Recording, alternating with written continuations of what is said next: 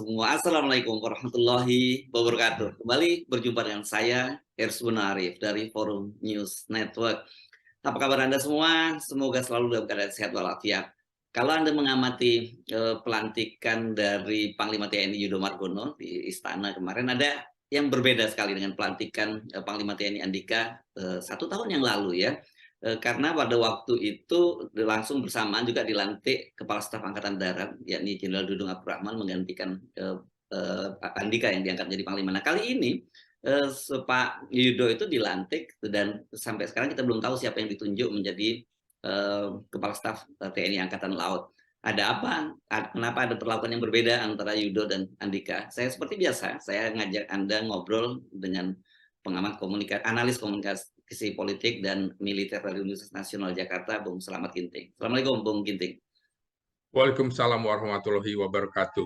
Ya, selain soal tadi yang saya sebutkan tadi, agak menarik juga karena ternyata kemarin Pak Yudo juga sempat salah ya mengucapkan sumpahnya ya. Iya, betul. Oke. Sumpah jadi sikap ya. Ini kelihatan kalau korek gitu, tetap sebagai prajurit gitu. Iya. Oke, apa yang menjelaskan nih, apa yang terjadi Bung Ginting? Kenapa sampai sekarang belum juga kita dengar siapa yang akan ditunjuk menjadi Kepala Staf TNI Angkatan Laut? Ya, menarik memang Bung kalau Anda sebutkan tadi bagaimana pelantikan Andika Perkasa menjadi Panglima TNI setahun yang lalu, tepatnya 17 November 2021. Di situ kemudian bersamaan pula dilantik Kepala Staf Angkatan Darat Jenderal Dudung Abdurrahman pada waktu yang bersamaan. Jadi pelantikannya bersamaan. Nah, mengapa seperti itu dan ketika Yudo dilantik tapi belum ada Kepala Staf Angkatan Laut. Dan ini kita mengingatkan juga pada era sebelumnya waktu Hadi Cahyanto menjadi Panglima TNI dan juga Gatot Nurmantio menjadi Panglima TNI itu tidak bersamaan dengan pelantikan Kepala Staf Angkatan Darat bersama dengan Gatot Nurmantio dan juga tidak bersamaan dengan pelantikan Kepala Staf Angkatan Udara ketika Hadi Cahyanto menjadi Panglima TNI. Nah, menurut saya ketika pelantikan Andika Perkasa dan Dudung Abdurrahman menjadi Kepala Staf Angkatan Darat, itu artinya tidak ada lagi yang diragukan oleh Presiden Jokowi. Dia hanya punya calon tunggal, yaitu Jenderal Dudung Abdurrahman. Itulah pilihan dari Presiden Jokowi.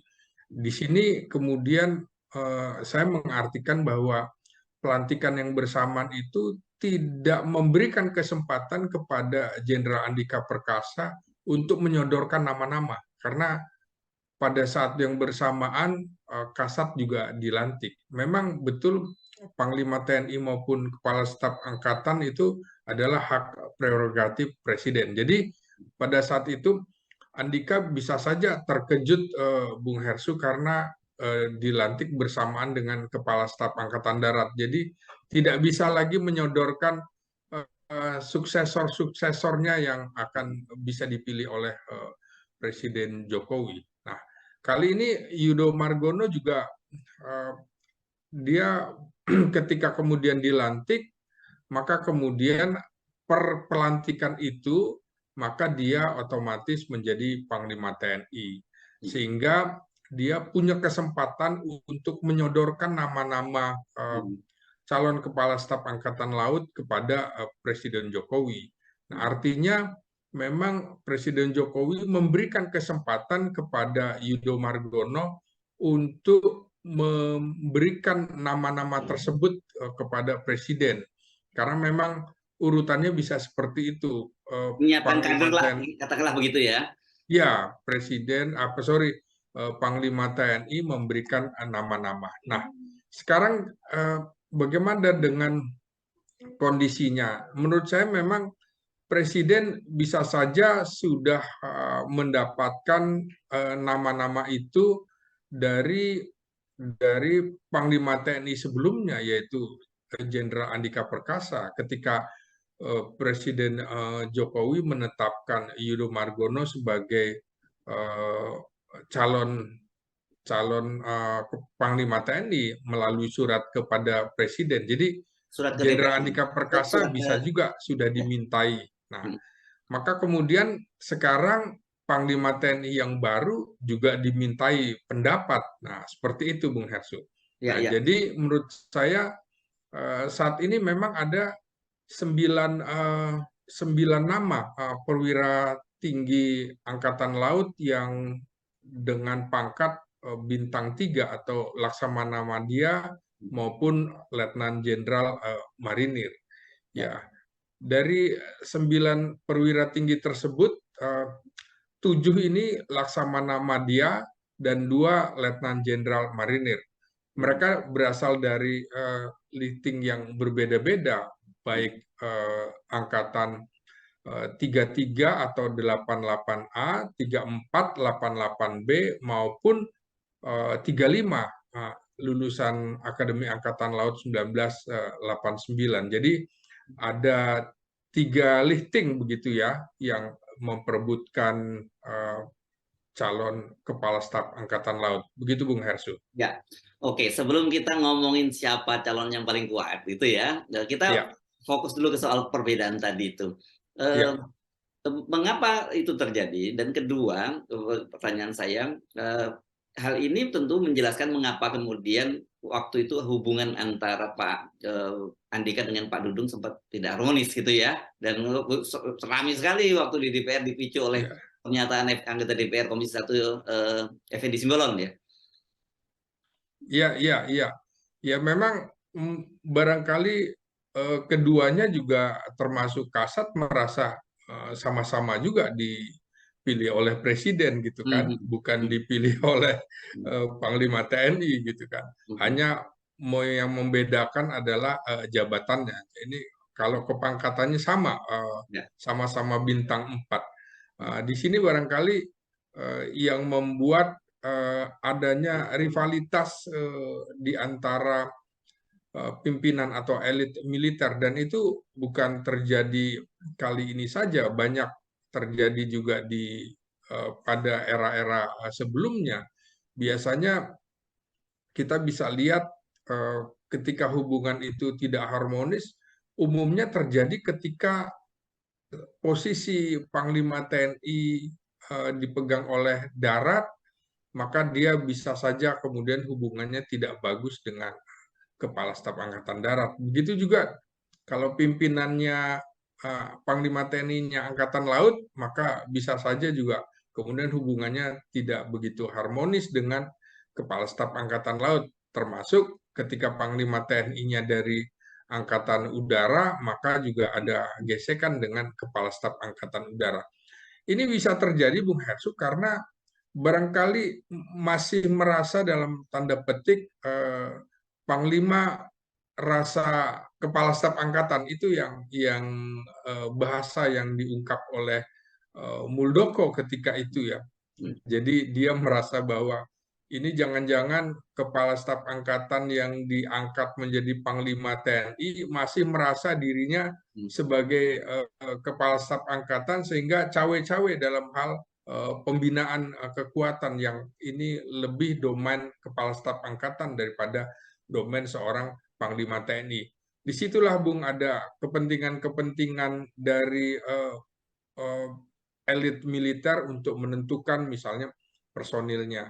Nah, hal ini sebenarnya bisa dieliminasi apabila masing-masing pihak itu konsentrasi pada tugas utamanya, misalnya Panglima TNI udah konsen saja pada penggunaan kekuatan gitu ya. Kemudian Kepala Staf Angkatan fokus pada pembinaan dan mempersiapkan pasukan. Jadi kalau bicara SDM sudahlah, misalnya seperti sekarang salah satu programnya Yudo Margono adalah SDM. Menurut saya SDM itu lebih domain tugas Kepala Staf Angkatan, bukan domainnya Panglima TNI. Jadi Panglima TNI misalnya fokusnya pada bagaimana persiapan menjelang pilkada serentak, apa yang harus disiapkan oleh TNI. Misalnya juga ada konflik di Rusia dengan Ukraina, apa dampaknya?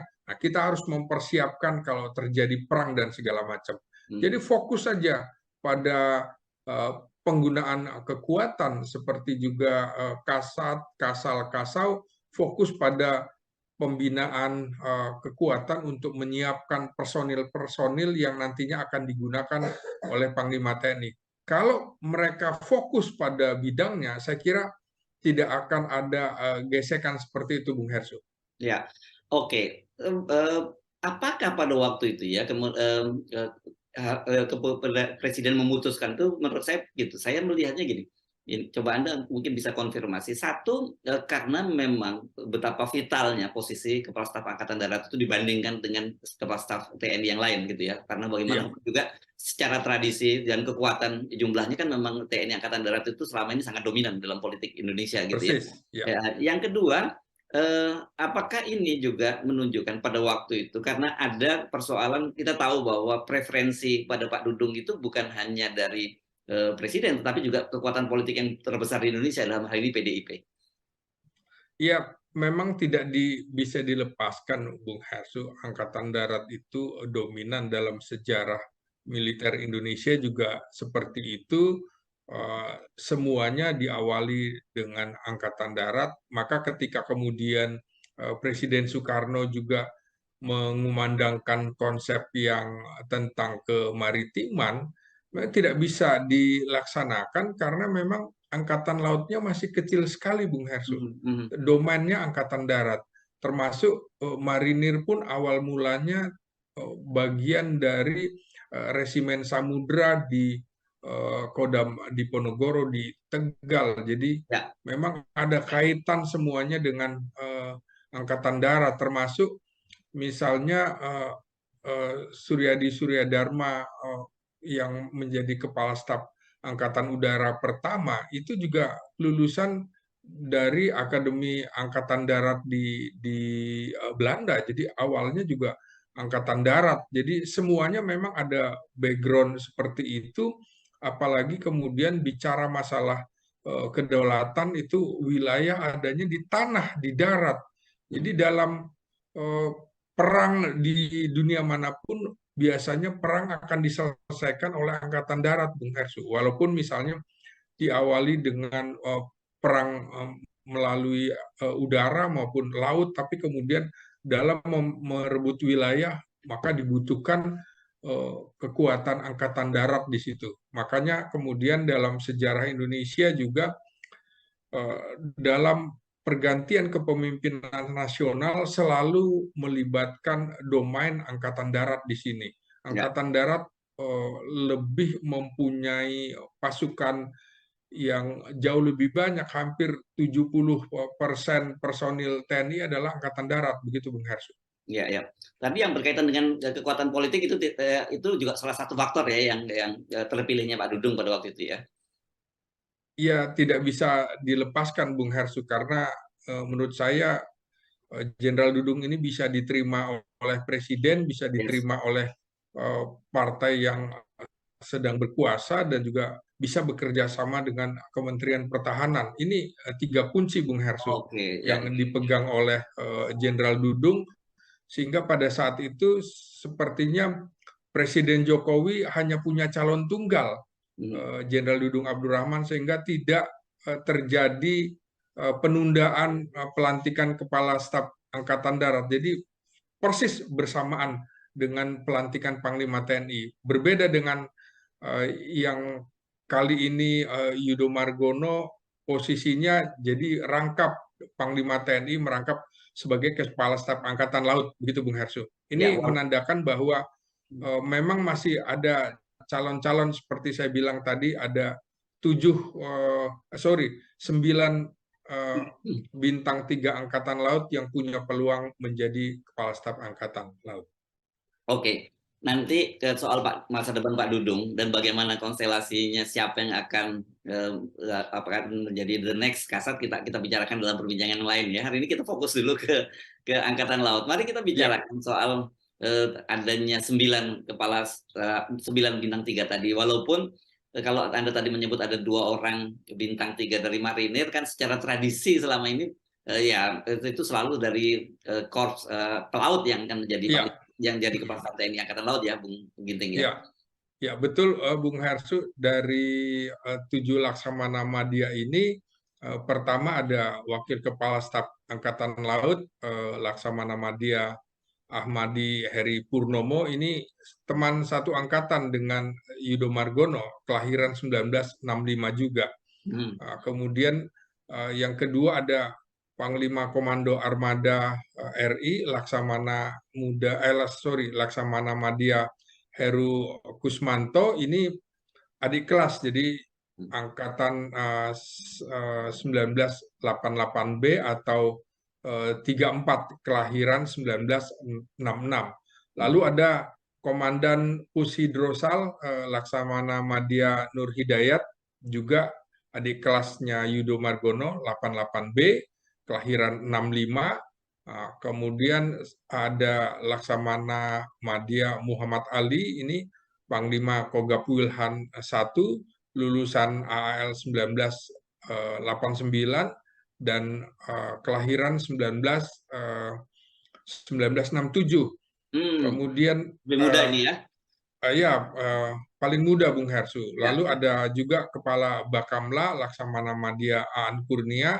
Ini senior nih, Hmm. AAL 1987, kelahiran 1965. Dan juga ada Sekjen Wantanas Laksdia Harjo Susmoro, AAL 1987 juga. Ini dulu megang Adi Makayasa 1987, Bung Hersu, Oh, kelahiran 87 ya. 65. Hmm. Ya, ada pula Rektor Unhan Laksamana Madya Amarula Octavian, AAL 1988A, kelahiran 65, sama dengan Yudo Margono. Nah, Hmm. ini yang menarik, dia mantan ajudannya Presiden SB, Bung Hersu. Hmm. Nah, sementara 2 Letnan Jenderal Marinir adalah Komandan Kodik Latal, Letjen Marinir Suhartono, ini Ya. dari 88B, Hmm. dan juga kelahirannya 66, masih Ya. masih cukup muda. Dan juga Letjen Marinir Bambang Suswantoro, kelahiran 1965. Nah, Hmm. Ya. begitu Bung Hersu. Nah, lalu seperti Anda kemukakan tadi, peluang eh, dari Korps Marinir Oh. seperti apa di dunia Angkatan Laut. Hmm. Memang belum pernah ada sejarah Hmm. Korps Marinir menjadi Kepala Staf Angkatan Laut atau Panglima Angkatan Laut. Ini karena harus dipahami dulu bahwa tugas TNI AL itu, tugas Angkatan Laut titik beratnya adalah mengamankan laut dan bukan di darat. Domain alat utama sistem senjatanya adalah kapal perang. Karena itulah pimpinan atau posisi Kepala Staf Angkatan Laut akan selalu dipimpin Korps Pelaut yang pernah menjadi komandan kapal perang, bukan Korps Marinir yang merupakan pasukan pendarat amfibi. Nah, dari situlah kemudian yang memungkinkan untuk menjadi Kepala Staf Angkatan Laut tentu saja hanya 7 Laksamana Madya, Bung Hersu. Oke, Nah, dari walaupun 7 nama ya, itu, walaupun salah satu ya, dari marinir tadi, Pak, itu kan orang ya, dekatnya Pak Jokowi yang Anda sebut selalu darah biru ya sebagai Komandan Pas Pampres gitu kan? ya, tapi ya dia harus menerima kenyataan. Menurut saya Hmm. tidak mungkinlah kalau Presiden Jokowi menunjuk Korps Marinir menjadi Kepala Staf Angkatan Laut. Bahkan ini akan menjadi sejarah dunia, anomali barangkali. Oke. Jadi Nah, coret dari ya. 76, Peluangnya ya, itu dicoret ya. ya menurut saya pasti dicoret, kemungkinan besarnya seperti itu, Bung Hersu. Ya, oke. Jadi ya kita akan bisa lihat yang ideal untuk menjadi Kepala Staf Angkatan Laut itu tadi Korps Pelaut. Hmm. Dia pernah menjadi komandan kapal, dan salah satu kuncinya adalah pernah menjadi Panglima Komando Armada, Bung Hersu. Oh, Nah, oke. ya itu kunci, itu Ya, nggak ya. bisa ya seperti di Angkatan Darat, sekurangnya dia pernah menjadi Panglima Kodam gitu. Hmm. Nah, kalau kita lihat Yudo Margono, hitungannya, kalau hitungan normal tidak ada perpanjangan masa dinas, artinya undang-undang TNI tentang usia pensiun tidak diubah, maka Yudo Margono hanya punya kesempatan sekitar 11 bulan, tidak lebih dari itu untuk menjadi Panglima TNI. Artinya pada pada Desember 2023 Yudo Margono akan pensiun. Nah, disinilah kemudian orang-orang para bintang tiga yang kelahiran 1965 menurut saya peluangnya untuk menjadi Kasal nyaris tipis, Bung Hersu. Kecuali ada rencana Presiden Jokowi untuk menghentikan Yudo Margono sebagai Panglima TNI hanya dalam waktu misalnya kurang dari 6 bulan. Itu bisa saja, tapi kalau kemudian secara normal, maka maksud saya kelahiran 1965 itu tipis sekali dan kemungkinan itu tidak bisa menjadi Kasal. Dan ini termasuk peluang dari Wakil Kasal Laksamana Madya Ahmadi Heri Purwono juga menjadi tipis karena dia 1 bulan lebih tua daripada Laksamana Yudo Margono. Maka yang masih punya peluang tinggal kelahiran 1968, Bung Hersu. Dan 1967, kelahiran 1966 dan 1967. Nah, ini punya waktu sekitar 1,5 hingga 2,5 tahun masa pensiun. Idealnya menurut saya yang masih punya usia dinas di atas 2 tahun. Nah, dari data tersebut yang paling memungkinkan untuk menjadi pengganti Yudo itu cuma 2 orang.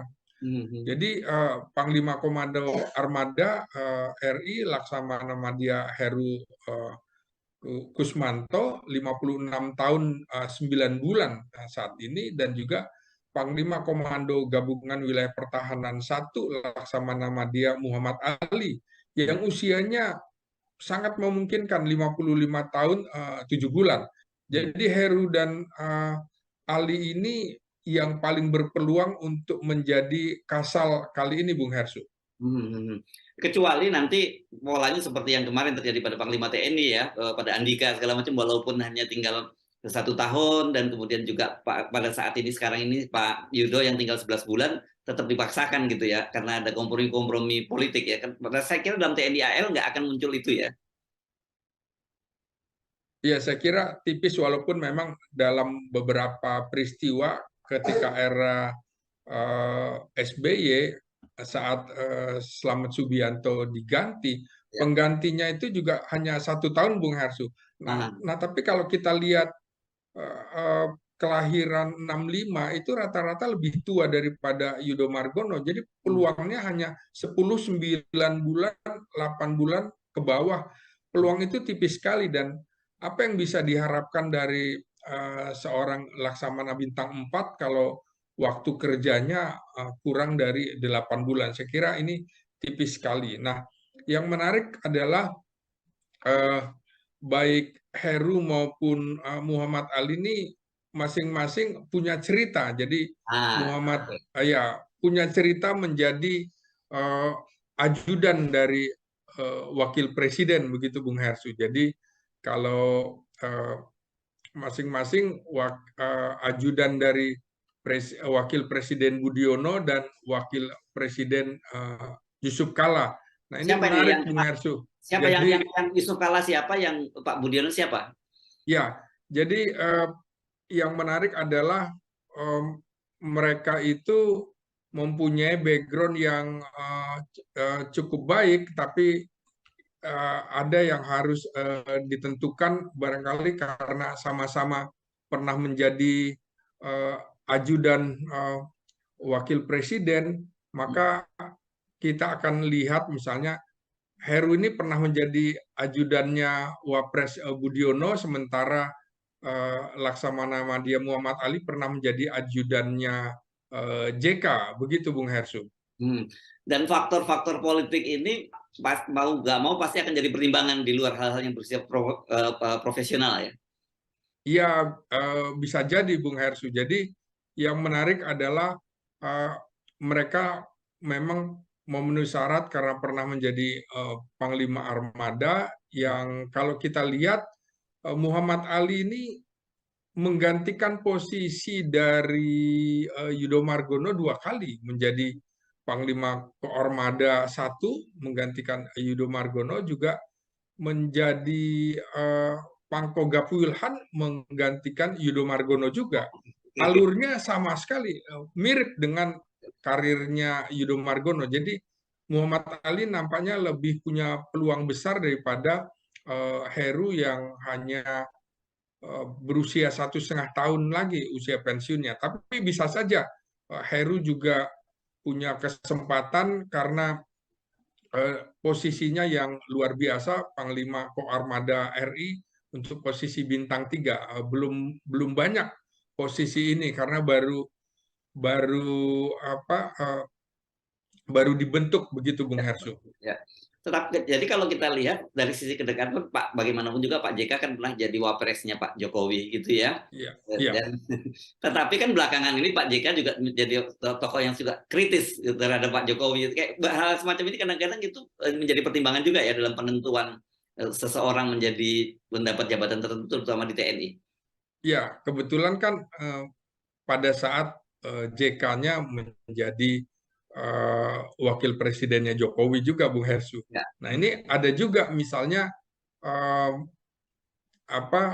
Laksamana Muda Coki Huta Barat itu juga Panglima Koarmada pernah menjadi ajudan Presiden SBY. Karirnya bagus. Tentu para ajudan ini adalah orang-orang pilihan yang memang sudah diteropong saat berpangkat mayor dan letkol. Rata-rata punya kemampuan akademis yang cukup baik dan pengalaman-pengalaman jabatannya yang mumpuni, dan terutama Bung Hersu adalah loyalitasnya tinggi kepada pimpinan dan juga pada tugasnya. Jadi tidak sembarang orang bisa menjadi ajudan, dan rata-rata ajudan itu akan menjadi perwira tinggi, dan seminimal-minimalnya bintang 2 akan mereka sandang, begitu Bung Hersu. Memang ini calon pemimpin, mereka juga tidak bisa memilih akan menjadi ajudan presiden atau wakil presiden, begitu Bung Hersu. Tinggal garis tangan dan campur tangan. Gitu. Tinggal garis tangan dan tanda tangan, Bung Hersu. Oh, dan tanda tangan. Oh, jadi ada 3 dong ya? Garis termasuk tangan, campur tangan, dan tanda tangan. Dan uluran tangan juga, Bung Hersu. Oh, kayak gitu juga. Setelah itu jabat tangan dilantik. Oke, baik. Terima kasih, Selamat Ginting, sangat menarik. Nanti kita lanjutkan lagi bagaimana soal peluang-peluang siapa yang menjadi kepala staf TNI Angkatan Darat berikutnya dan juga Panglima berikutnya ya, Bung Ginting ya. Ya, baik Bung Hersu. Terima kasih. Ya. Assalamualaikum warahmatullahi wabarakatuh.